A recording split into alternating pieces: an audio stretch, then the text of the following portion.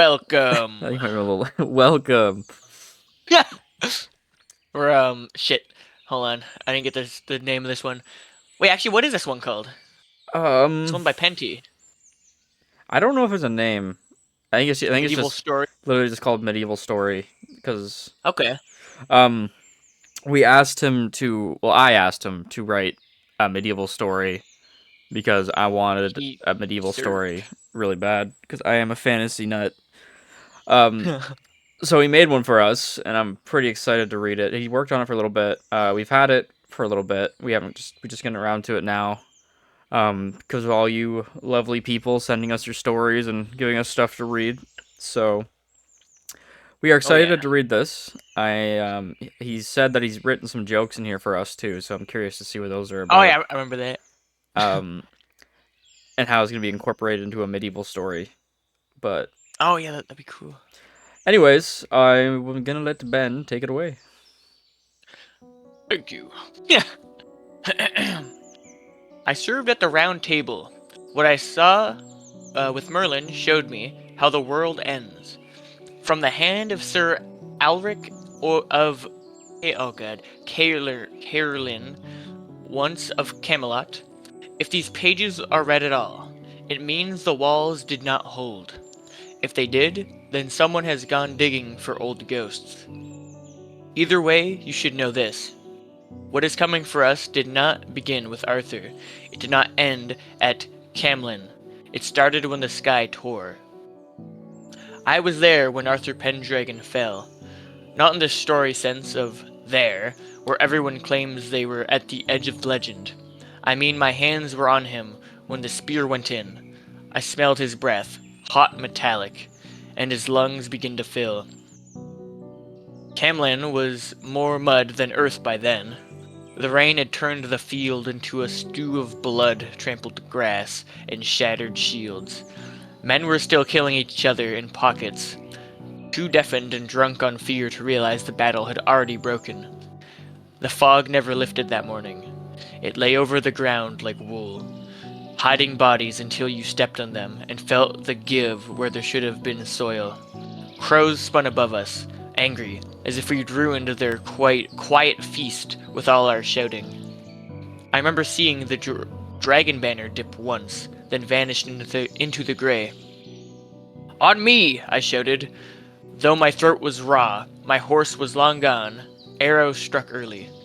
I shoved through the crush of men on foot, shoulder to shield, leaving a trail of bodies that felt less and less like anything real. The knot broke around him, and there he was, Arthur in the mud.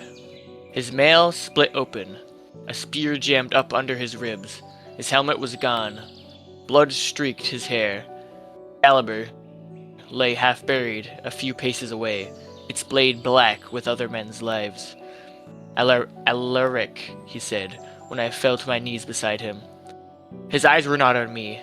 They were turned upwards, unfocused, as if he could see clean through the fog. We have you, I said, pressing both hands hard against the wound. We'll get you to the healers. You're not... His hands shot up and clamped around my wrist with far more strength than a dying man should have had. His fingers dug in so hard, I felt his nails break the skin.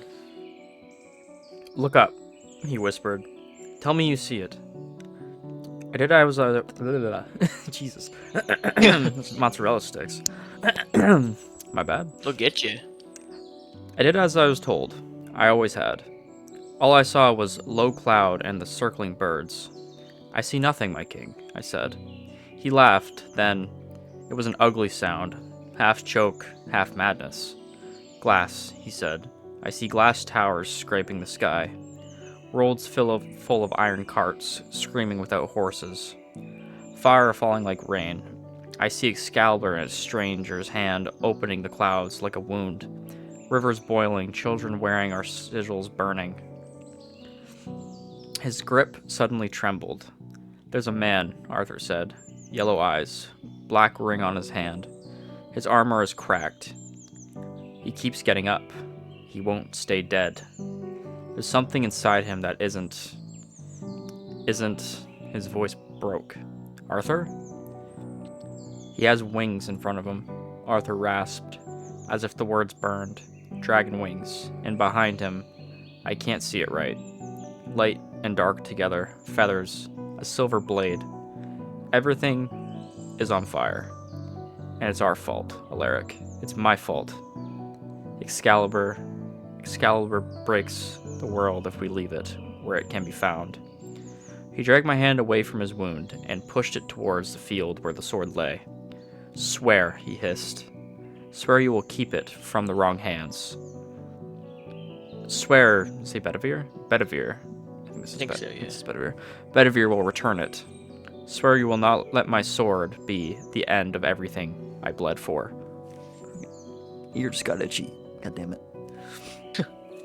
I swear, I said. Because what else do you say to a man you followed since you were old enough to lift a wooden blade? He did not smile.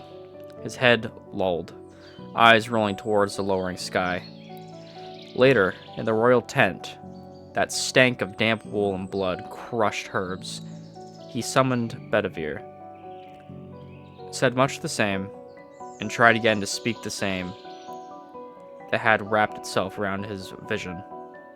As Arthur coughed, and red bubbled out at the corners of his mouth. He never finished it. The rattle in his cheeks broke apart, his eyes went still. I've seen men die badly. I've seen them take days.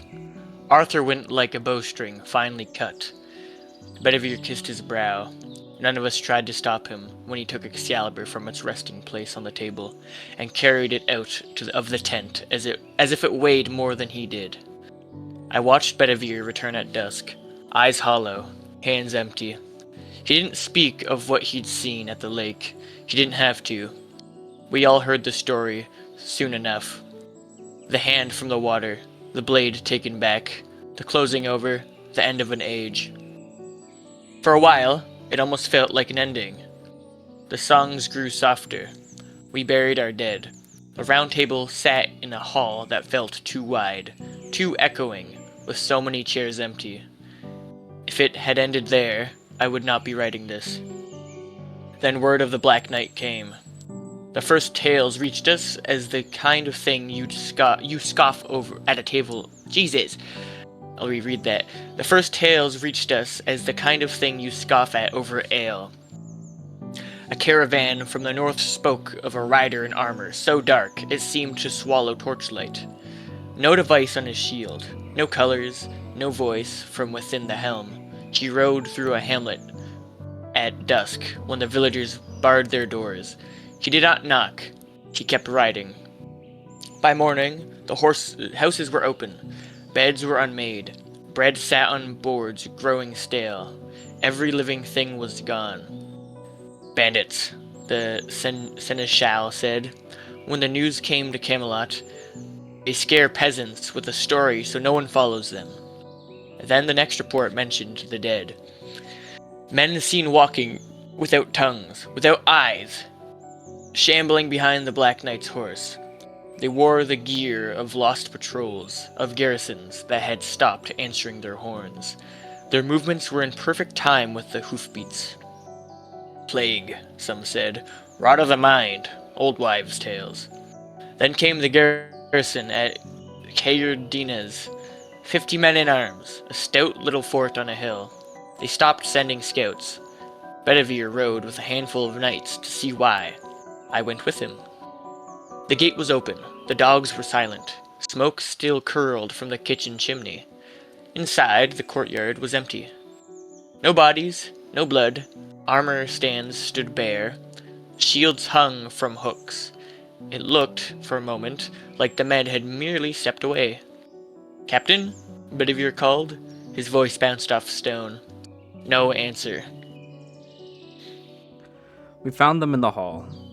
All 50 sat at the long tables in full armor, helms on, hands folded neatly on the boards in front of them. Tankards and trenches. Is it tankards or tankards? Right? Tankards. Yep. Tankards and trenchers lay in front of their plates, untouched. None of them moved. "Sir?" One of the youngest knights whispered. They're just sitting. Bedivere walked to the captain's seat, gripped the helm, and lifted it free. The armor was full of dust. Ooh. It puffed out, gray and fine, leaving the mail and padding underneath shriveled, collapsing inward. There was no skull, no bone, just powder and a faint black sheen clinging to the inside of the helm, like something had passed through and scraped everything away on its way out. On the wall behind the captain's chair, the stone was scorched and bubbled as if something impossibly hot had touched it. Across that ruined patch, a word had been burned in. None of us could read it. It spoke to the eyes in a way that made the head ache. When we rode back, no one said bandits or plague. We said Black Night, and meant something else. More reports came. A village where every animal lay dead in the fields, eyes open, completely untouched otherwise. Black glassy stains in the dirt that nothing would grow in. Roads so quiet you could hear your own heartbeat echoing off the hedges. What made it worse was the pattern. If you put the stories on a map, the emptied hamlets, the missing patrols, the smudges of scorched stone, it was enough. It was clear enough. The line curved slowly but surely towards Camlet. The king is dead, the throne is empty, the realm is bleeding from thousands of cuts. And something in black armor is walking right down the middle of it. They called what was left of us to the Great Hall. It was wrong, seeing those long tables so bare. Half the banners were rolled up, the chairs at the round table were fewer than they had ever been. Gawain's seat was empty. Tristan's Kay's,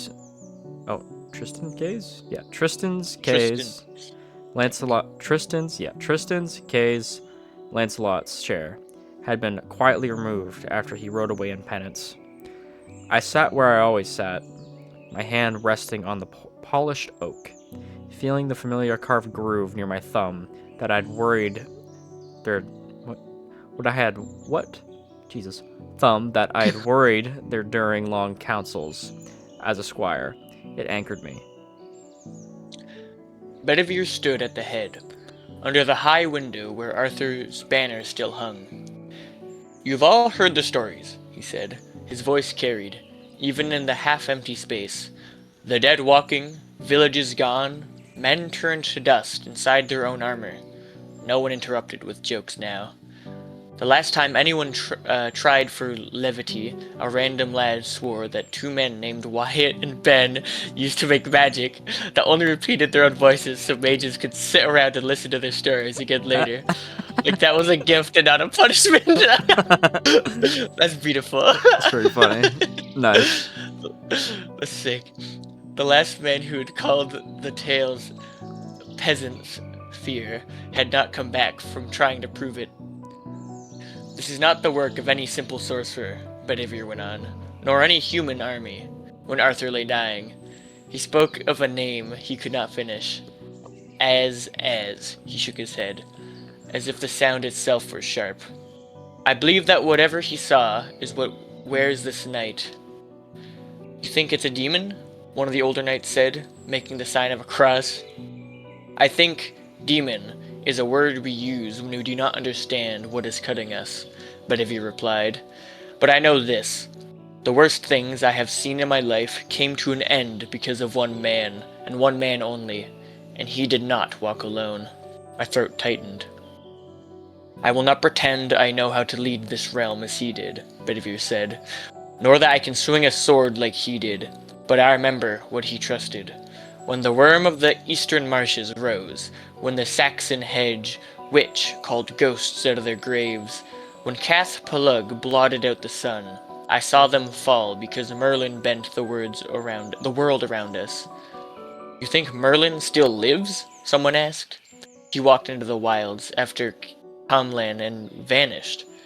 "He told me where to find him," Bedivere said. "Once when we shared a fire and too much bad wine. When the wound opens again," he said, "and you smell the sky burning in the wrong place, seek me where the two rivers meet beneath the hill." "He said wound?" I asked. Bedivere nodded. My skin crawled. I remember the scorched word in the captain's hall, the black glass in the farmyard, the way the air had felt thinner over Herr Dinez, like part of it was missing. We need him, Bedivere said simply. We need someone who can tell us what we are facing. More than that, we need to know if Excalibur can do more than end our stories. Yeah. Pretty sick. A murmur went through the room. Excalibur is gone, Sir Caradoc said. You returned it yourself. We all saw the lake take it. You heard Arthur's order. I did, Bedivere said quietly, and I have been obeying it every day since. But I also heard the rest of his words. He said he saw the world break around the blade. Yes, he also begged us to keep it from the wrong hands. If the right hands exist, they are here. His gaze swept us, finally resting on me. And if anyone can convince the lake to give it back, it's the man who it's the man who forged it, and the man Arthur meant to wear the crown after him. Do not think I felt pride at that. Whatever boyish joy I had at being called successor had been buried with the king. All that remained was the weight.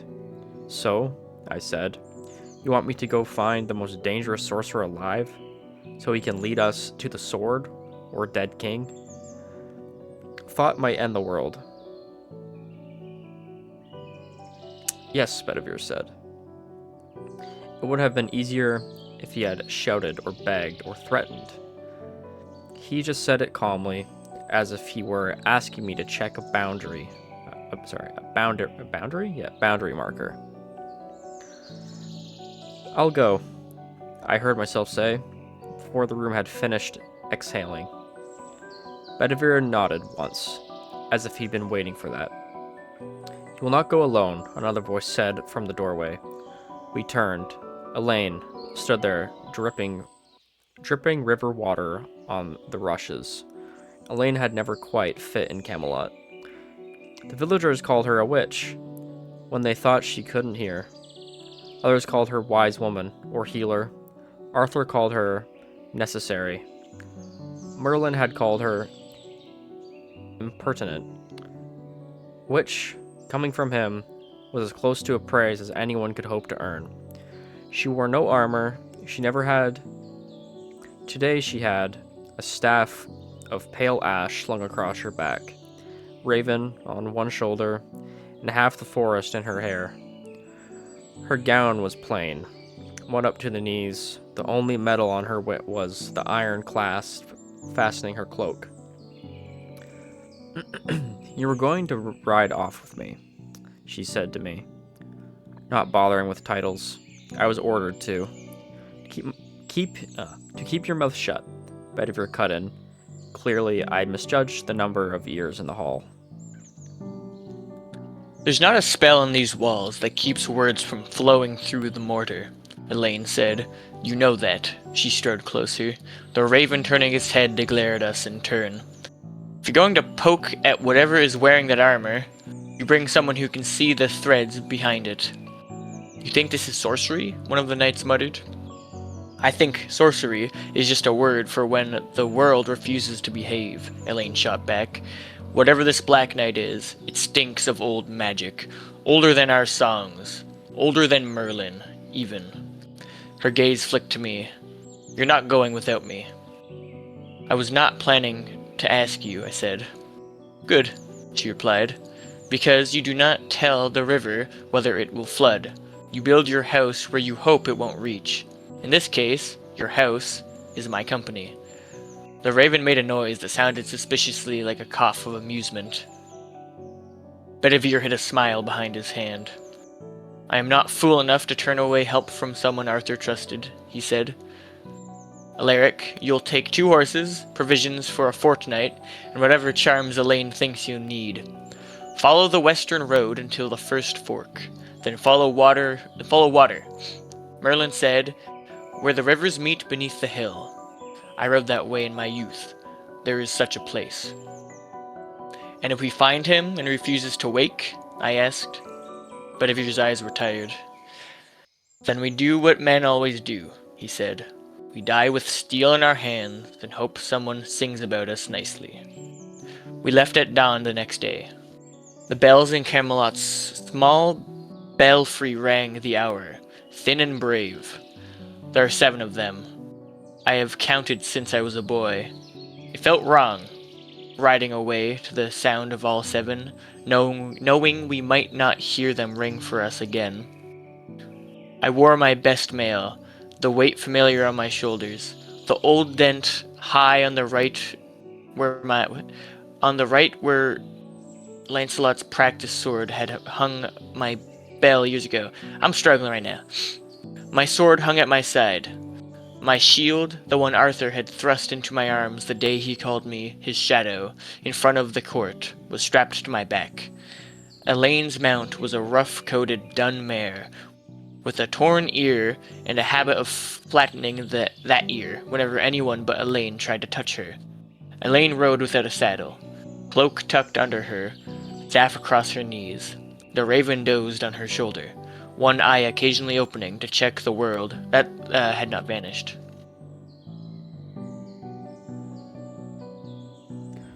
The western gate closed behind us with a sound I felt in my teeth. The first days were almost ordinary. We passed villages where people still came to their doors, still nodded to knights on the road, though their eyes stayed on us long after we rode by. In one hamlet, a boy ran after us, waving a sprig of rowan. "For luck," he panted, thrusting it up at me. "Keep it," I said, forcing a smile. "You need it more." Elaine took it instead, trying it into her hair. "Luck belongs where it grows." Are you mucking on your yogurt right now? What am I hearing? Oh, I thought my mic was muted. That's my bad. You're- Right, I am mucking my yogurt. Dude, I popped a hole in the bottom by accident. I was like, oh, I gotta get it out of there before it gets to my shirt or something. You're nasty, bro. You're just sucking Bro. that thing through the container, bro. I can Wait, hear you slurping it. It broke. It broke in the bottom. I was like, fuck. Shit. I'll mute my It microphone. can be your mic if you're sucking on that plastic, dude. Jesus. I thought it was muted. Fuck. God. I'll reread that. Yeah. Elaine took it instead, trying it into her hair. "Luck belongs where it grows," she murmured. Not one man who thinks steel outruns everything. She wasn't wrong. The land changed slowly. Woods grew thicker, settlements thinned. We followed the main road as long as we could. They turned off into narrower tracks, letting the rivers guide us. We stopped where we could, at a tumble-down church one evening. We shared a bit of stale bread and cheese at the front of the crumbling altar. The painted saint on the wall had mostly flaked away. Only the eyes remained, watching us with a kind of weary disapproval. "Do you think all of this ends in some sort of judgment?" I asked, nodding at the remnant. "For who?" Elaine asked. "Us. Or the thing wearing that armor?" "For anyone," I said. She shrugged.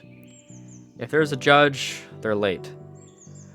We found the first black stain on the 5th day. It lay in the middle of a field, an irregular patch of grassy darkness where the grass had been burned into nothing. The earth around it was scorched but alive. Insects crawled on the edge and turned away, as if something in their little bodies knew better. I dismounted, leaving my reins trailing, and crouched at the edge. It wasn't just black. There were faint hints of color swirling deep within. Red, almost, and something that might have been a sickly green. It shimmered like an oil slick, but solid. When I held my hand close, the hair on my arm stood on the end. "Don't touch," Elaine warned sharply. "I wasn't going to," I said. Though, in truth, I'd been a heartbeat from it. It's for something else, she murmured. Her fingers brushed the air above it, not quite making contact. Her eyes unfocused, lashes trembling once. It's a footprint, like a mark for a dog to follow. But the dog, here, is wrong, and old, and very far from home. We rode on. The next village we came to had no people. Doors hung open. A pot of porridge had boiled dry over dead embers.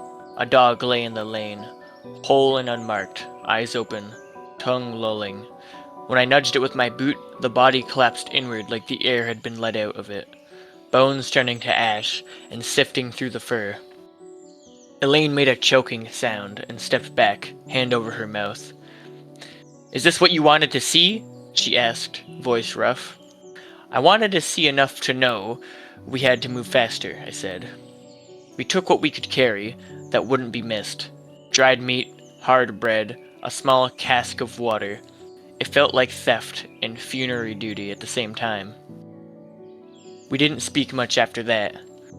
There are only so many ways you can say, "This is worse than we thought," before the words go hollow. The questing beast found us in the deep woods, 3 days later. We were following a stream then, horses picking carefully among roots. The trees were old here.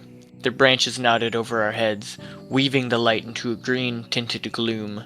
The air smelled of wet leaves, fungus, and something else underneath, metallic and cold, like the air before lightning. "Do you hear that?" Elaine whispered. At first I thought it was just the water. Then I realized the sound was wrong. It wasn't just one noise, it was a dozen layered badly together. Baying as of hounds at a hunt. Hissing like snakes in a pit. The cry of a stag in the rut. The squawk of carrion birds. All of them overlapping, never quite lining up, so that my head felt squeezed between them. My horse stopped dead. Elaine's mare danced and snorted, ears flat. The raven flared its wings, and then burrowed its head under them, like a child hiding under a blanket. "Stay close," Elaine said, her voice thin.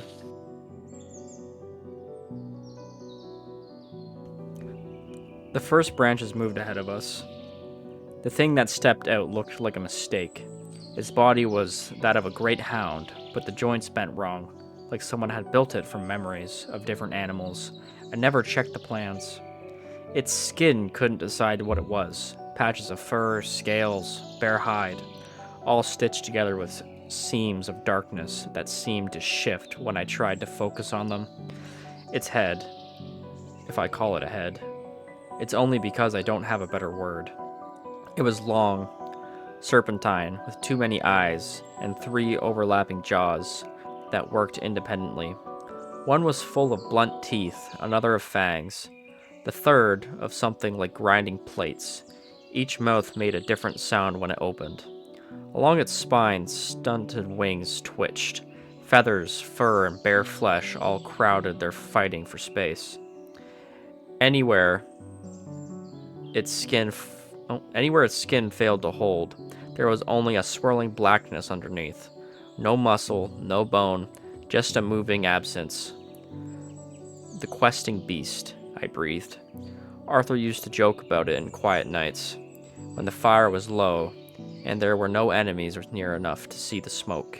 He claimed he could hear its bang in his dreams. Sometimes Merlin would roll his eyes and tell him that if he kept chasing things he shouldn't, it would eventually start chasing him. I had half thought it a story for squires. I had half thought it a story for squires. It turned its many eyes on me. Something like recognition flickered there. "Son," it said. Woo. The word came from all 3 mouths at once, and from none of them. It hit my chest more than my ears. My hand slipped on my sword hilt. "No," Elaine snapped, thrusting something small and flat into my palm. "Don't listen." The charm was a disc of bone, carved with a twisting line. It was warm, as if it had been sitting near a fire. "What does that mean?" I hissed. "That wound remembers through blood," she said. "Through places, through things. It's echoing. Don't give it meaning. It doesn't have." The beast padded closer. The sounds inside it rose, a sick chorus. Arthur bled on me, it croaked. He named you in the crown, and the sword that should not be, and the star that broke. It leaned down, long head lowering until its many eyes were level with mine. I smell that star on you now, groan. My stomach turned. I hadn't eaten since morning, but bile still stung my throat. Elaine, I said. I'm working on it, she muttered through her teeth. She had gone to stand beside a great hawthorn tree. Its trunk was twisted, its branches woven thick with thorns.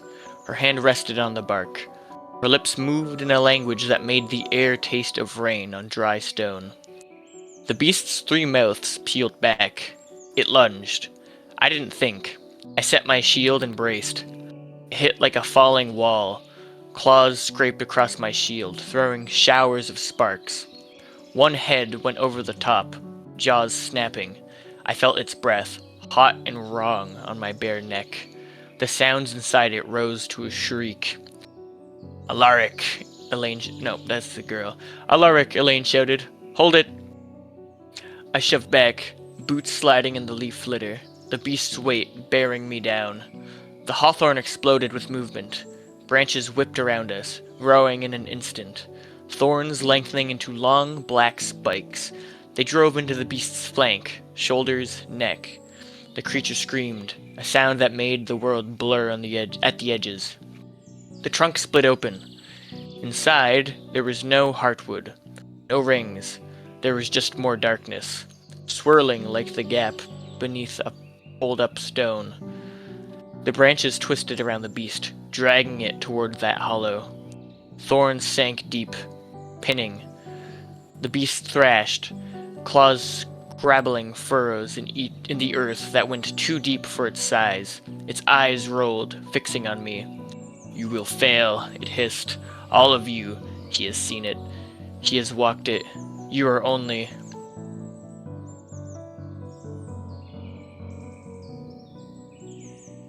Hang on, where am I? Use. Here. Okay.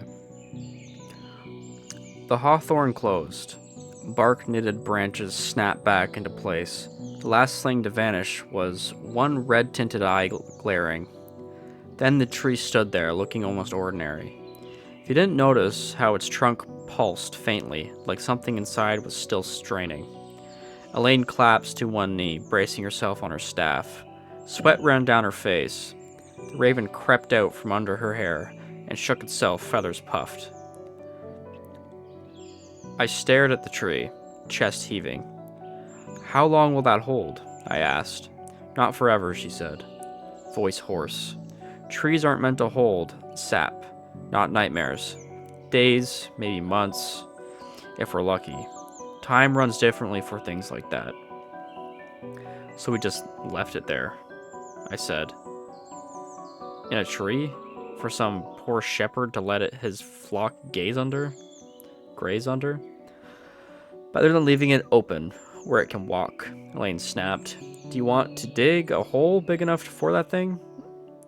Do you have a spare cliff and ocean and your saddlebags? I closed my mouth. She wasn't wrong. It called me son, I said, after a moment. You said it was just echoes. Are you sure? No, she said. But if it meant what we mean... But if it meant what we mean when we say the word, Merlin would have told you long ago. And I've never heard Arthur mention any child I don't already know. The wound sees blood differently. Lines, not names. Whoever carries a piece of that star, it marks them. I thought of Arthur's hand crushing my wrist on the field, of the visions he described of his order to hide the sword. Come on, Elaine, said, pushing herself upright with a wince. We still have to find a man who thinks in circles. I'd like to get there before the thing in the trees finds a way out. We reached Merlin's Hill on a gray morning. You would have ridden past it if you didn't know what to look for. It's a low rise where 2 rivers meet, braiding around it like loose cords. Sheep grazed nearby once. If the droppings in the grass were anything to go by, there were no sheep now. Air felt wrong. The water moved. I could see it. But it made no sound against the stones. No birds sang. Even the wind seemed to hold its breath. Here, Elaine said quietly. At the base of the hill, half hidden under roots and long grass, was a dark gap. A cave mouth. The stone around it was smooth, polished in strange swirls, like it had been melted and then rehardened. Keep your hand on the wall, Elaine told me. If the path lies, the stone won't, at least not in the same way. How comforting, I murmured. We stepped inside. We didn't light torches. We didn't have to. A faint blue glow seeped from veins in the ceiling and walls, like foxfire embedded in rock. It pulsed now and then, slow and steady. The tunnel sloped downward. The walls were close enough that my shoulders brushed if I forgot to hunch. The stone under my palm was cool, but every now and then I hit a patch that throbbed warm, like touching skin over a heartbeat. Do you hear that? I whispered. Hear what? Elaine asked. Whispering. I could hear it, just at the edge of hearing, a murmur, like many voices speaking through a wall. Sometimes one word would float clear, my name, once, which made the hair on my neck rise, but if I tried to catch them, they blurred. I hear nothing, she said. Her hand stayed flat on the opposite wall, her jaw was clenched. We walked for longer than the hill should have been, or should have allowed. Just when I felt certain we must be circling back on ourselves, the tunnel opened. The chamber inside should not have fit under such a small mound. The ceiling soared high above us, out of reach of the blue glow. The walls curved smoothly. The air felt thick, like a place that had not been disturbed in a very long time. In the middle of the floor, on a low stone platform, lay a man. He could have been any age, between 50 and 1,000. His hair was white, beard spilling down over his chest. His skin was lined, but not with the soft lines of age. They were deeper, like someone had carved worry into him. His hands were folded over his breast, palms up. Between them lay a shard of stone, black shot through with thin red veins. Is that, Elaine started, a piece of the star? I said. I didn't know how I knew, I just did. The shard pulsed. The whole hill seemed to breathe with it. Merlin, I said, his eyes opened. They were not the color I remembered. Once they had been sharp and gray, like winter river water. Now they were pale, almost white, with pupils thin as scratches. When they focused on me, it felt like being weighed. Ulrich of Carolyn, he said. His voice was rough with sleep, yet clear. Arthur's shadow. You've added a few creases. I could say the same, I managed. He sat up slowly, fingers tightening once around the stone. It flared, then dimmed, like a coal under ash. He set it aside with the kind of care you give a loaded crossbow. The wound reopened, he said simply. I felt it in the shard I woke. The black night, I said. Villages emptied, men turned to dust, black stains in the earth. We need... The world vanished. Not blackness, not sleep, just gone. I was standing on a cracked stone under a sky that belonged somewhere else. Towers made of glass and something like steel clawed at the clouds, streaked with smoke. Flames licked out of them, black smoke rolling over streets lined with objects. My mind parsed as carts, only because they were on wheels. Though they were made of metal and glass, and had no horses. The air throbbed with a constant, distant thunder, somewhat far off. Something exploded, a bloom of orange and black. Before we stood a man in armor I had never seen. It was dark, rigid, scorched in places. Plates were missing, cracked open, showing glimpses of something beneath. Skin and light, both like his flesh, bled brightness. His helmet was gone.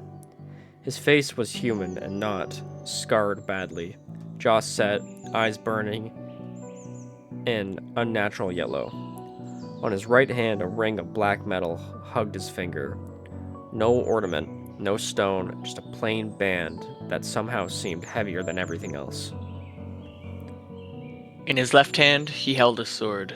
Excalibur. And not.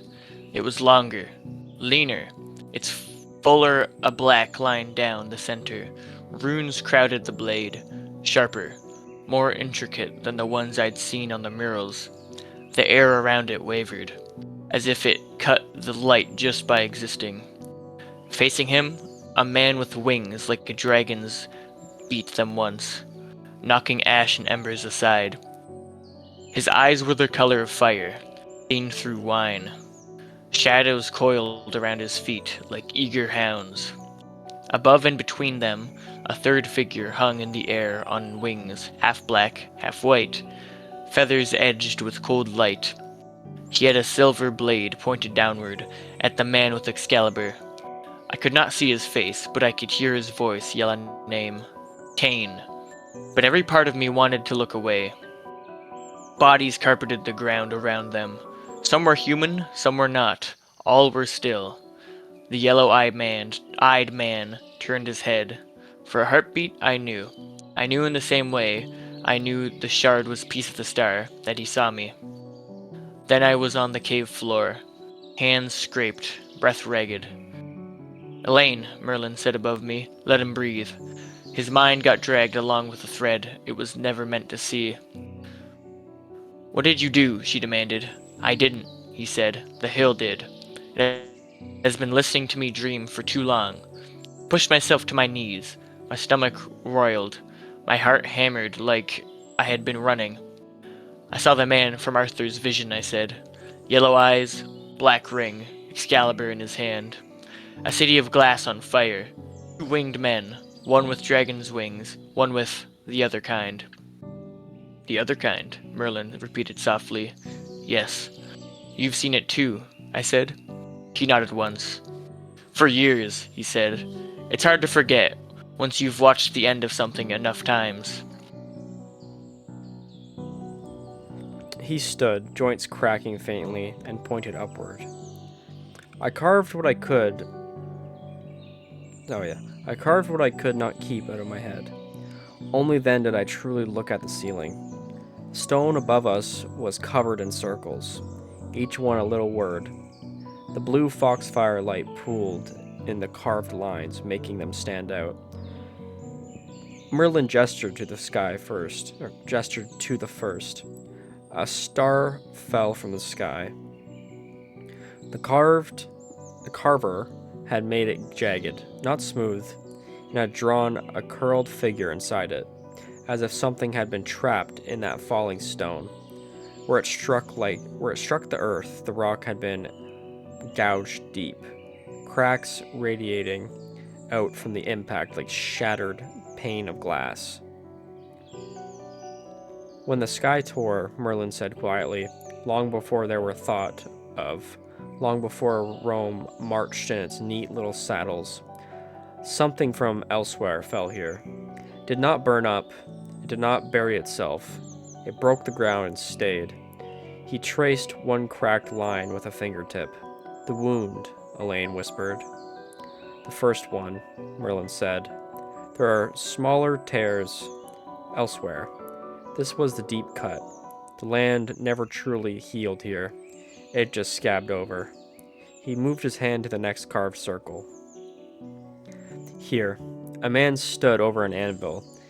In his tongs, half-formed, lay a sword, its edges still rough above him. The falling star had been split in fragments, drawn down into the melting metal. Beside him, on a stand, lay a scabbard?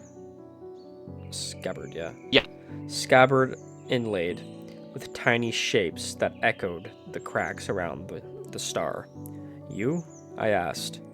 I was younger then, Merlin said, stupid enough to think I could tame it. I chipped a silver from the wound, and tried to understand it. It almost unraveled me. He nodded towards the dark shard he set aside. That is all I dared to keep. The rest I smelted with steel. I thought, if the wound must exist, let it exist inside something I can watch. Excalibur, I said. And its scabbard, he replied. The blade cuts. The scabbard keeps the wound from bleeding into its bearer. As long as Arthur wore it, the star could not claim him. He moved to the third part of the mural, where water had been carved in flowing lines. A man knelt waist deep in a stylized lake. Hands outstretched from the water rose a woman, with hair like waves, her eyes closed. She held a sword in both hands, offering it to him. Beneath them, in the older tongue, were words. Elaine squinted. "The Holy King rises," she translated softly. "Arthur," Merlin said, "and Vivian, the Lady of the Lake. I bound the star into steel. She agreed to keep it. I took it from her hands and placed it into the grip of a young man too earnest to understand what I was really doing." "You regret it?" I said. He smiled without humor. "I regret thinking I could steer everything," he said. "Arthur did great good with that blade. He held back invaders. He broke monsters. He made men brave and ashamed in equal measure. For a while, the wound quieted. His eyes went distant. But nothing that big stays quiet," he finished. He pointed to the next circle. Here, the carver's hand had gone heavier, as if pressing harder could capture more horror. A towering figure in black armor loomed over smaller forms that might have been corpses. The armor was smooth and wrong. No heraldic device, no engravings, just plates that seemed to drink the light. From the gaps in those plates, something darker still leaked. Tendrils, jagged, reaching, like shadow trying to become solid. The helm had no features. Beneath, in letters that seemed to twist even in stone, one word. Elaine didn't speak it aloud. Her lips shaped it anyway. "Azerol," she whispered. The sound in that cave tasted like metal in my mouth. I swallowed. "That is what Arthur tried to say," I said. "On the field, he saw that. He felt the presence pushing against the world," Merlin said. "I have known of it longer. The thing in the star. The will in the armor. There was a man once, inside that shell. There may have been many other centuries. It wears them, uses them. When one breaks, it finds another. It is not a sorcerer. It is not a demon, the way your priests speak of them. It is hunger with memory."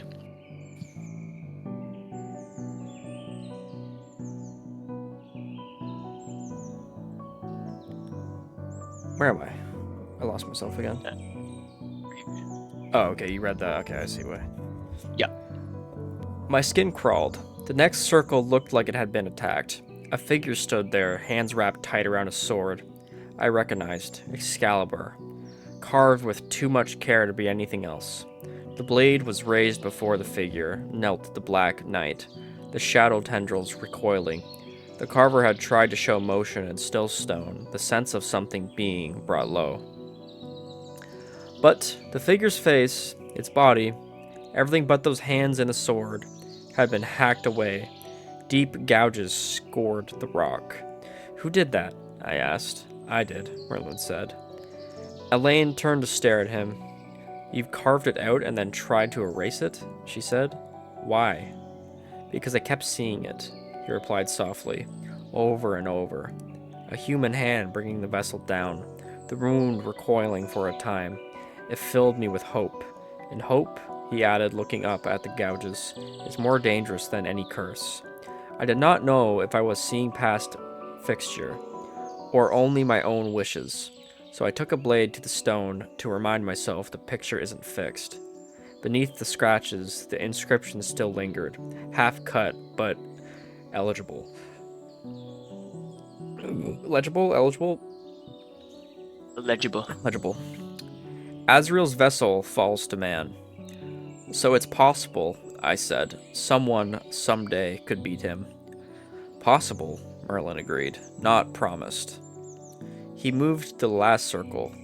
This one was the freshest. The lines were sharp. The lines were sharper. Little flakes of stone still clung to some grooves, as if the carver, Merlin, had finished it not long before his sleep. At first glance, I thought it was some madman's idea of a castle. Towers piled on towers, reaching the edge of the circle and beyond it. Took me a moment to realize they weren't towers at all. They were like structures from my vision, too smooth, too tall, made of glass and steel. The carver had done his best with the stone tools, but there's only so much you can do when you've never seen a window that doesn't have a shutter. At their feet lay a tangled carpet of bodies. The detail there was almost painful. Limbs at wrong angles, faces turned away. Some shapes weren't human at all. Too many arms, or none. Jaws full of teeth where no jaw should be. In the foreground, 3 figures faced each other. On the left, the man with glowing eyes, even in crude stone. The carver had made the sockets deep. The pupils hinted at in the way the light would catch them. He held Excalibur, and even at that simple line work carried weight. On the right, a man with vast wings like a dragon's spread wide. Their tips cut the border of the circle. Shadows pooled around his feet, carved by making the stone deeper, rougher. Above them both, the winged figure with the black and white feathers. His silver blade pointed downward. His head was turned to the man with Excalibur, and I remembered the voice beneath the last inscription. Elaine leaned closer, squinting. "The unfought end of all things," she read. My mouth was dry. "You saw this before you slept?" I said. "You saw that same thing Arthur saw, the same thing I just saw?" Merlin nodded. "Over and over, like a song that won't leave your head." "Is it our future?" I asked. "Theirs?" "It is a path," he said. "Not the only one. Time," he exhaled slowly. "Time isn't a river, Alaric. It's a snarl. Some threads pull tighter because many hands grab them. Some hang loose. Those murals are not destiny. They are warnings, painted on the floor so you don't step into every pit just because it's open." "If they're warnings," Elaine said, "we are heading straight toward the biggest one with a torch in our hand." "That seems to be the way of humans," Merlin replied. I felt something harden in my chest. "The Black Knight is marching toward Camelot now," I said. "We don't have the luxury of unpicked paths. If Excalibur is the only thing that's ever brought that vessel down, we need it. We need you to show us how to get to Avalon, Jesus." Merlin's jaw tightened. He looked suddenly old in a way that had nothing to do with his face. Arthur wanted it gone, he said. He had a foot in the future, even as he was bleeding out. And what he saw terrified him enough to send the sword away. And what he built is going to burn. I snapped, anger flushing through the fear. The people in those villages, the boys in Cardenas, the facing in the hall, I have known since I carried a practice sword. We can't just watch. "You think a sword will be enough?" Merlin asked. "I think doing nothing won't," I said. "You said it yourself. The wound won't stop until it turned the whole world into another version of itself. If there is anything that can draw blood from its vessel, it's the steel you forged from it." Elaine's hand brushed Merlin's sleeve.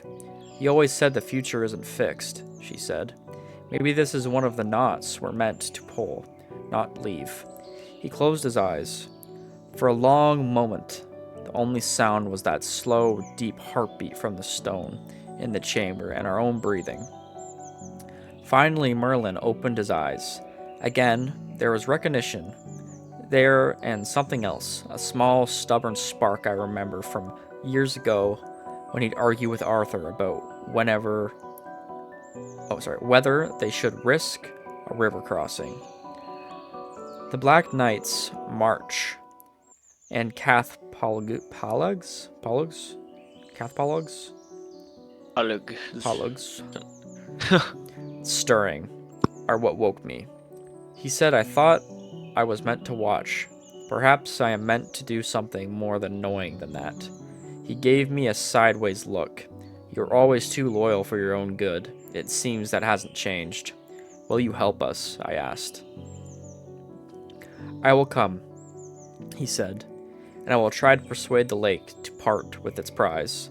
But understand this, every step towards Avalon is a step towards that last mural.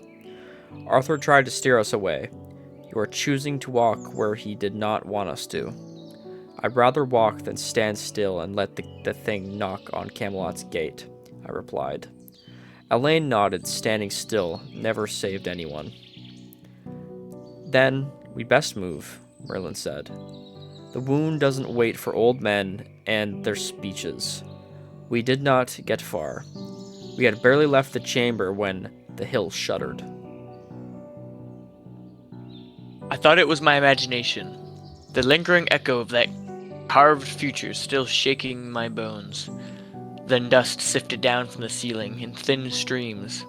The stone underfoot vibrated, a deep, slow thrum. Do you feel? I began. Yes, Elaine said, staff already coming to hand. Merlin tilted his head, eyes narrowing. It's awake, he murmured. The beast? I asked. The one in the tree? He shook his head. Older. The trembling intensified. Small stones clattered from the tunnel walls, bouncing and rolling past our boots. Somewhere above us, the earth groaned, a low sound like distant thunder. Red light flared faintly at the cave mouth. We stepped out into a world edged with wrongness. The rivers still ran, but their surfaces looked too smooth, like glass poured over moving water. The sky had gone an ugly bruised color. Clouds coiling tight over the far bank, where they met something darker spun, like a knot in a storm. From that knot, something stepped. It was impossibly large. Cath's Pulug had been the size of a cottage. This was larger. Its shoulders brushed the top of the tallest trees. Its body was feline in shape, muscles rolling under a hide that was only partly fur. Whole swaths of it were raw, tufts missing, black flesh exposed. Red light pulsed under that, flesh in veins thick as a man's hand. Its head was cat-like, only in outline. Its jaws stretched too wide. Teeth jutted at odd angles, tipped with that same black fluid that dripped steadily, hissing where it hit the grass. Patches of skin were simply gone around its face, leaving bone and something darker beneath. Its eyes were wrong. Too many. Set in places no animal had any business having eyes. All of them burned a dim, angry red, like embers under ash. Cath Pulug, Merlin said. He did not shout it, but the name seemed to carry. The creature Arthur killed, I said. He buried it under a cliff with his shield, Merlin replied. Pinned it. Drowning isn't the same as dying.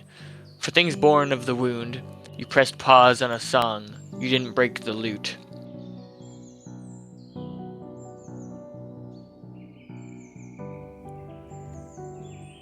Cath Palug's gaze swept the hillside. When it found us, its lips peeled back from its teeth. Little wizard, it said. The voice came from everywhere. The water, the sky, inside my skull. Merlin's mouth went thin. It remembers, he said. I remember his blood, Cath went on. The Holy King. I remember the taste of his fear when his shield cracked. I remember you, running, little man, hiding behind him. Its gaze shifted to me, and I remembered a shadow watching his crown. My fingers closed around my sword hilt. I remember you, it purred. Seedling. Is everything tied to the star, and Azrael's talk too much? Elaine muttered. We can't fight that, I said through my teeth. Not here, not on open ground. We're not in a city with walls, Merlin said. We're in a bowl, and it's already standing in it. Arthur defeated it once by using what he had, a shield, a cliff. We have neither, so we use what we do have. And what's that? I demanded. Merlin's gaze flicked to its legs. You, he said, cut its tendons. That's your grand plan? I woke up 5 minutes ago, he snapped. You want a full strategy? Give me a week. Right now we keep it from moving freely and hope it enjoys my company less than Arthur's. Kath's mouth stretched in a smile that showed too many teeth. You tire yourselves, it rumbled. You bled, you die. You do it all under a sky he has already burned. You don't even know whose story you walk in. Fire, Elaine hissed. Merlin lifted his staff. The air around us dropped 10 degrees in heartbeat. The air of his arms stood up. The blue foxfire from the cave veins leapt to the carved wood spirals up in a tight coil. He spoke a word that made my ears ring. Flame erupted from the staff's tip. It was not normal fire. It moved thick and slow, curling around Kath's legs and sides, clinging rather than licking. Where it touched, the beast's patchy fur flashed to ash. Black flesh beneath bubbled, then cracked, oozing more of that tar-like blood. Kath roared. The sound drove me back a step. The ground rippled under my feet, grass flattening outward in a wave. Elaine thrust her staff forward and shouted something in the old tongue. The wind hit Kath like a hammer. It slammed into the beast's side, shoving it off balance. The fire wrapped around it, driven by the gust, crawling higher up its flank, over its shoulders. Now, Merlin shouted. Legs! I ran. The ground shook with each of Kath's pained steps. Its tail whipped out, a black blur. I ducked under it, felt the rush of air.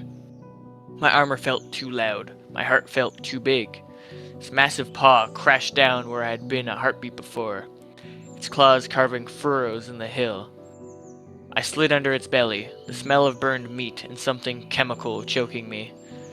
Up close, the texture of its flesh was worse. It was like seeing meat that had been boiled too long and then quickly frozen. The surface a mess of cracks and bubbles. I cut. My sword bit deep into the tendon at the back of its hind leg. It was like slicing to wet leather, wrapped around glass. My blade caught, then slid, then lodged in something that felt like stone and made the metal shiver in my grip. Black fluid gushed out, hot enough to sting through my greaves where it hit the grass. Smoke curled. Kath screamed. The world staggered.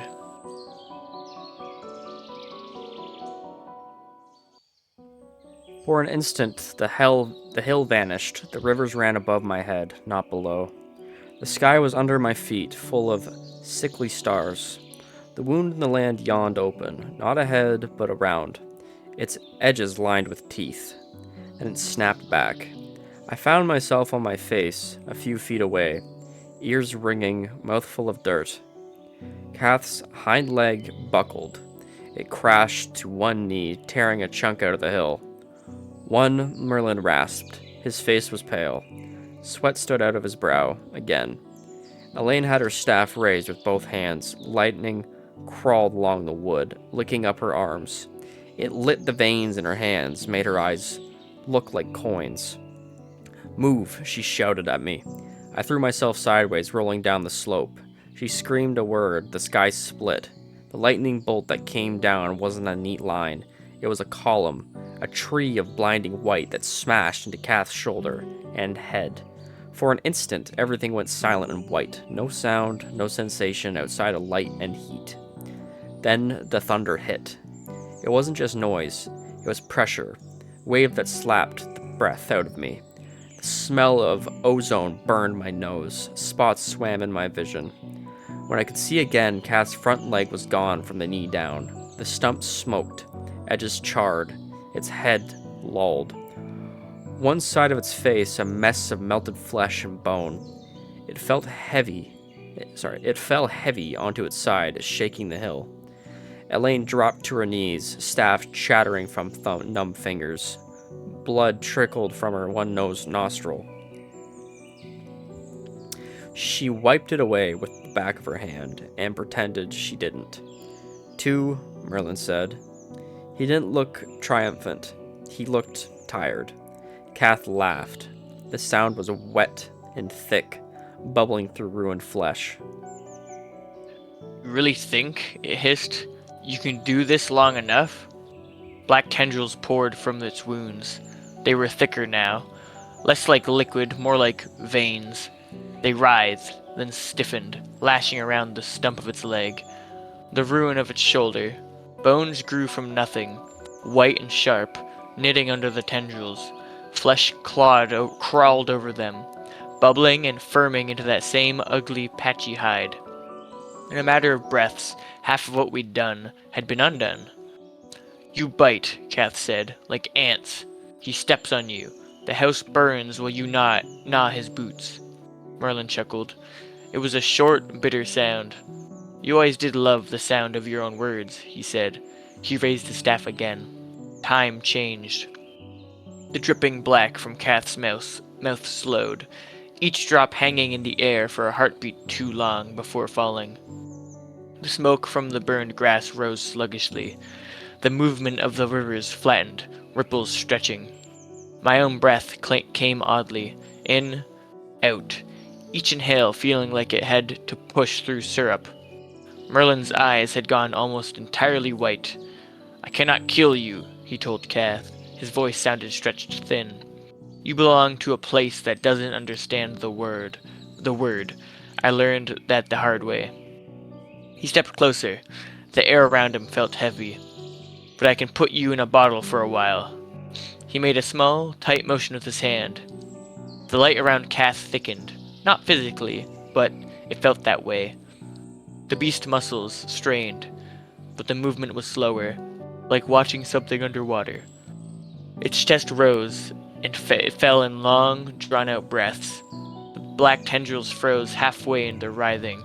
A drop of tar hung mid-fall from one tooth.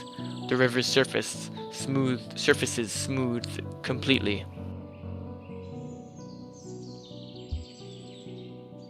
I realized I hadn't blinked in far too long. When I finally did, the motion felt like pushing sand over my eyes. It won't hold, Lane said, voice faint.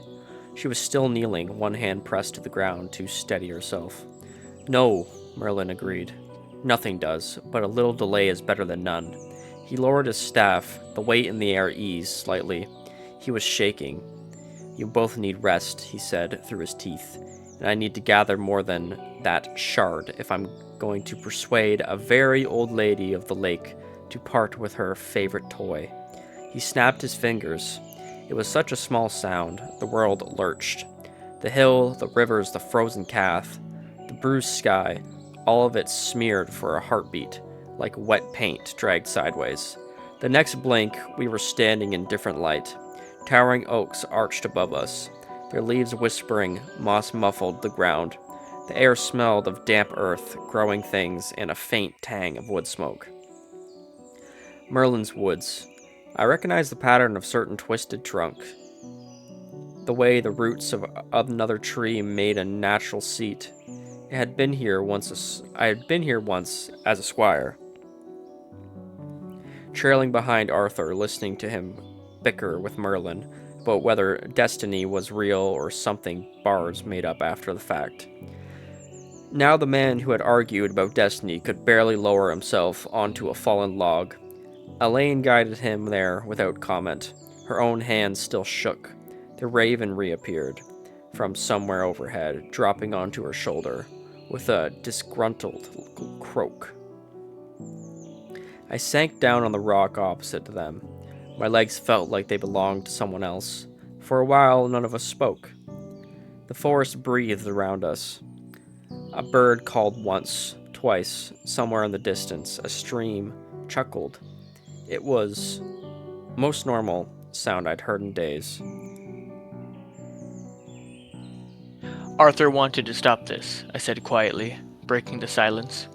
He saw enough to know the sword was part of it, so he sent it away. Merlin watched a beetle pick its way across the moss near his boot. Arthur always tried to cut the bad parts out, he said. that was his flaw, as much as his virtue. He thought if he bled enough on the right stones, the world would learn. And you? Elaine asked.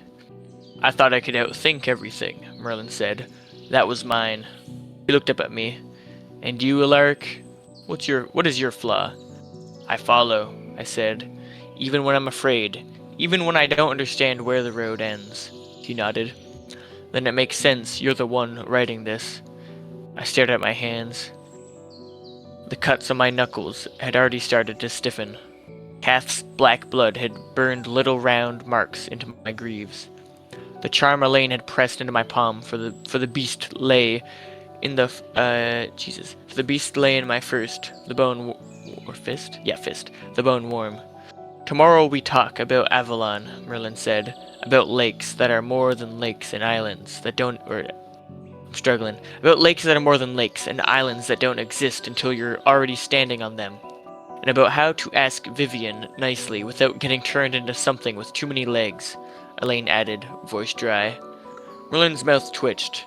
Yes, he said, that too. Do you think, I asked, that anything we do here changes what I saw? What you carved? Merlin looked up through the branches at a patch of sky that was only sky. Maybe, he said. Maybe not. Maybe all we do is pull one thread and watch another tighten. Maybe the yellow-eyed man and his ring are already standing where they're meant to, in a city you will never see. He looked back at me. But I know this. If we do nothing, the Black Knight walks into Camelot with no one to meet him. At the gate.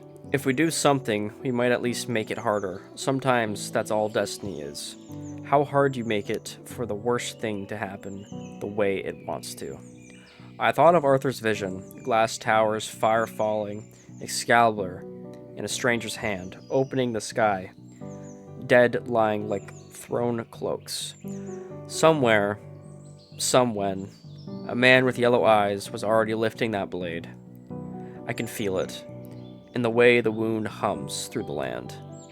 I don't know if he's a friend or the last tool the wound intends to use before everything tears. I don't know who the winged men are, or why they matter. I don't know if what I do here will ever reach them. All I know is that Camelot is still standing as I write this. The bell still rings 7 notes. The boy with the rowan spring might still be alive. Bedivere is still watching the road. The Black Knight is still walking. Tomorrow we go to ask a lake to betray a promise it made to a dead king for the sake of a fortune none of us can fully see. Tonight I sit in Merlin's wood, listening to the leaves and let myself be tired. If anyone ever reads this, know that I did not grab for Excalibur with glory in mind. I go toward it because a dying man showed me a burning city and begged me to stop it, and because standing still feels too much like helping. Sir Ulrich of Carlin in Woods of Merlin, the night before we walk towards the sword that might end the world. It's pretty sick. That was pretty sick. Is that last little bit there, is that the title of the story? I don't know. I'll ask him. Okay. That was really good though. I liked that a lot. Oh, yeah, that was fucking sick. It was really well done medieval fantasy. Yeah. He really incorporated all like those old fictional characters into the story really well, honestly. Yeah. I agree with that. One thing I was gonna say, what's going on with this city? Shit. I think it's just a premonition of, like, he's talking about the glass towers. Those are skyscrapers. Yeah. The carts. The cars. Those are cars. The dead people. And then the people in the future with the swords. So I'm just assuming that they end up like taking over the world, and then there's like this big battle that happens in the future between people. I was wondering if he was implying that like something about war and shit like that, like war and greed over Excalibur and things like that. because Excalibur kind of represents power, Yeah. and how power in the wrong hands could cause war and destruction. So I'm It's wondering true. if he was implying it that way. I feel like he probably was a little bit. And I also wanted to say since the story is like a short story kind of thing, I felt like the cities and the cars were kind of weirdly incorporated, unless he plans on writing more to this and having that more kind of like explained later on. But otherwise, I felt like it was kind of random, because it doesn't really play back into the story that much, because they're trying to save the world from this mass destruction, but why is this mass destruction happening so far in the future? Fair. But that's about all I have to say. I think this just, unless he's planning, if he's planning on writing another part to the story, then that makes sense. Like, he could definitely incorporate that and explain that a little more. If he doesn't plan on adding more to the story, then I feel like that was kind of not necessary. I feel like you definitely could have done something different there that played more back into the time. You know what I mean? Yeah, like instead of I guess instead of going so far in the future, it could have just done like what's it called? Camelot burning? Yeah, like Camelot burning, or like their home, yeah, like their home city burning and seeing premonitions of people he loves dying and things like that. Or maybe seeing our main character get tainted by the wound, or in some way, That'd be cool. yeah, like he gets tainted by the power that it brings to the table for him. And his mentor's dead, so he doesn't really know what to do. Or he's kind of lost that like side to him that was like his bringing him towards good kind of thing. Or he's lied to by the wound, saying that the wound can do this for him, and then it corrupts him. I think there's a lot of things you could have done with this story, because it's so tied into fantasy, and you have all these characters that are pretty popular characters in these fantasy genres. But that's about all I have to say for kind of like feedback type stuff. Other than that, it was pretty good. Like, it flowed really well. It was cool. Yeah. I will say no dragons. I will say that. Hurt Wyatt's feelings. I want fucking dragons. For It's like Gordon Ramsay right now. ah! It's raw. There's no dragons. Send it back. No, it was still cool. I still liked it a lot. Say I no really dragons. enjoyed it too. But Greedy bitch. I want dragons, man. Fair. But that's about all I have to say. Like, if you have another part of the story, I'm obviously gonna ask you about it. But if you have another part and you plan on incorporating another part to make more sense, that'd be cool. Or even just like if you wanted to, because the story is pretty strong. Like, it's a pretty strong fantasy story. So if you wanted to just like go back and even change that, but I feel like changing that would probably change a lot of the fundamental story. I don't know. I'd have to like talk to him about it. Fair. That's about all I have to say, really. Like, I honestly enjoyed it. Even the part where you incorporated like just a little joke about us even didn't feel like it broke the wall or I was gonna say anything. something Like, about it just that, didn't. 'cause it was so seamless. Like, if you didn't know that was our names, like that literally just fits in really good. Like, you wouldn't even know it was a joke. Yeah, like it didn't break like the third wall or whatever the fuck it's called. Is it fourth wall? Fourth wall? Yeah, Yeah. fourth wall. It didn't break that at all. Like, it just kind of like It matched the world. Yeah. It fit in. it fit in really well. It was on the nose, but it wasn't like on the nose enough to make it awkward in the story. Like, it was really good.